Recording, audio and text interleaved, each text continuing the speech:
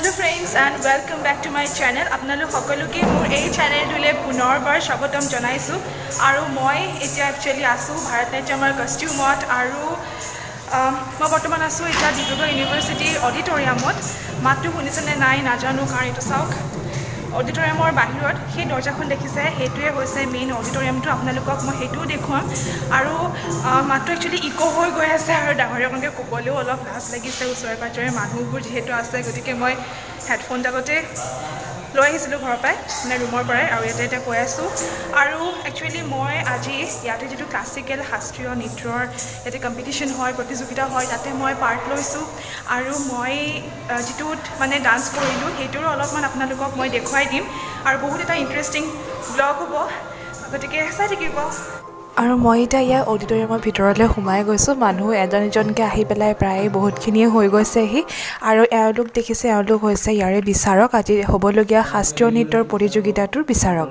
আজিৰ এই শুভ খেলত উপস্থিত থকাৰ বাবে আন্তৰিক শ্ৰদ্ধা আৰু কৃতজ্ঞতা জ্ঞাপন কৰিছোঁ। এয়া চব কম্পিটিশ্যন চলি আছে আৰু দুজনমানৰ পিছতে মই পাৰফৰ্মেঞ্চ কৰিম আৰু ষ্টেজত এয়া মই আৰু মোৰ পাৰফৰ্মেঞ্চটো কেনেকুৱা লাগিলে প্লিজ কমেণ্টত জনাব আপোনালোকে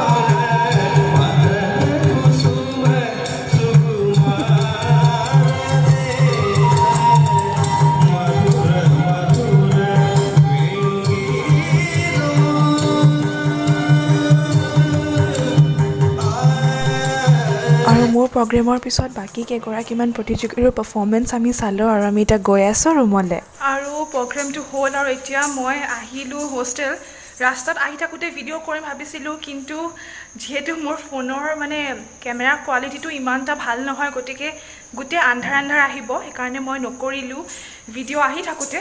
আৰু এতিয়া এয়া আমাৰ হোষ্টেল, সেইফালে ওপৰলৈ যায়, তাতো ৰুম আছে। আৰু এইফালে চাওক, বহুত ধুনীয়াকৈ ডেক'ৰেশ্যন কৰিছে দিৱালীৰ কাৰণে। আৰু হোষ্টেলৰ ডেক'ৰেশ্যনো আপোনালোকক মই দেখুৱাম, যিটো দিৱালীৰ ব্লগ আহি আছে তাত আপোনালোকে সেইখিনি দেখা পাব। আৰু মোক এইটো কষ্টিউমত কেনেকুৱা লাগিছে আপোনালোকে জনাব। মই এতিয়া আহি পালোঁ মোৰ ৰুম, আৰু ৰুম টুৰ ভিডিঅ' এটা আপোনালোকৰ লগত মই শ্বেয়াৰ কৰিম যেতিয়া মই দিৱালীৰ আমাৰ PGৰ গোটেই ডেক'ৰেশ্যন আপোনালোকক দেখুৱাম, তেতিয়া মই ৰুম টুৰ ভিডিঅ' এটা আপোনালোকৰ মাজতে লৈ আহিম। আৰু আমাৰ যিটো ইউনিভাৰ্চিটি ইনগুৰেশ্যন প্ৰগ্ৰেম হয়, সেই ইনগুৰেশ্যন প্ৰগ্ৰেমৰ মানে আমাৰ তাতে মাৰ্চ পাৰ্চ হয়, গতিকে তাৰো এটা ক্লিপ আপোনালোকৰ লগত মই ইয়াত শ্বেয়াৰ কৰি দিছোঁ।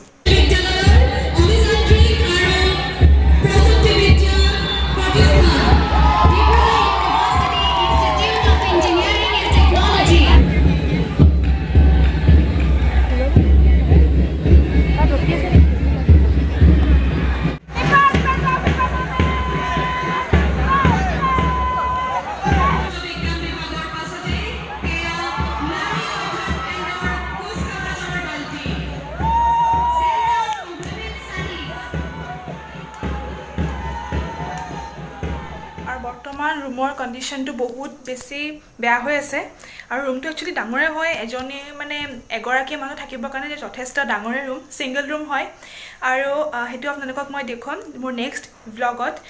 আৰু আপোনালোকে গমেই পায়, যেতিয়া কোনোবা হোষ্টেলত থাকে আৰু যেতিয়া এভৰিথিং মেকআপ এণ্ড অল যেতিয়া নিজেই কৰিব লাগে, আৰু ওলাই যোৱা সময়ত প্ৰগ্ৰেমটোলৈ ওলাই যোৱা সময়ত ৰুমটোৰ বৰণ কি হৈ থাকে সেইটো সকলোৱে হয়তো জানেই। আৰু এতিয়া মই মোৰ একচুৱেলি ওলাইছিলোঁ 11টা বজাৰ পৰাই, মোৰ প্ৰগ্ৰেম আছিলে 2:30 বজাত, মই 11টা বজাৰ পৰা ওলাব লৈছিলোঁ।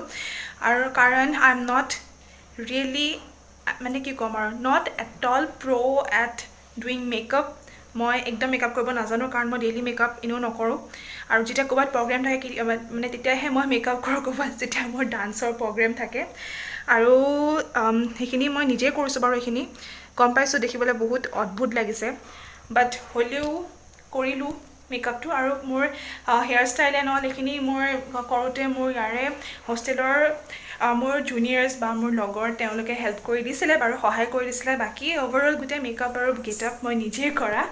গতিকে কমেণ্টত প্লিজ কমেণ্ট নকৰিব যে মই মেকআপ কৰিব নাজানো বুলি বা বহুত অদ্ভুতকৈ কৰিছোঁ বুলি, কাৰণ সঁচাকৈয়ে মই নেজানো। আৰু যিখিনি পাৰোঁ সেনেকৈয়ে নিজেই কৰোঁ। আৰু আজি ব্লগটো মই ইয়াতে সামৰিছোঁ। যদি ব্লগটো চাই পেলাই ভাল পালে please like, share, comment, subscribe সকলোখিনি কৰি দিব। অন্য এটা ব্লগত অতি সোনকালে মই আপোনালোকক আকৌ লগ পাম। আৰু আজিলৈ আহোঁ, বাই বাই।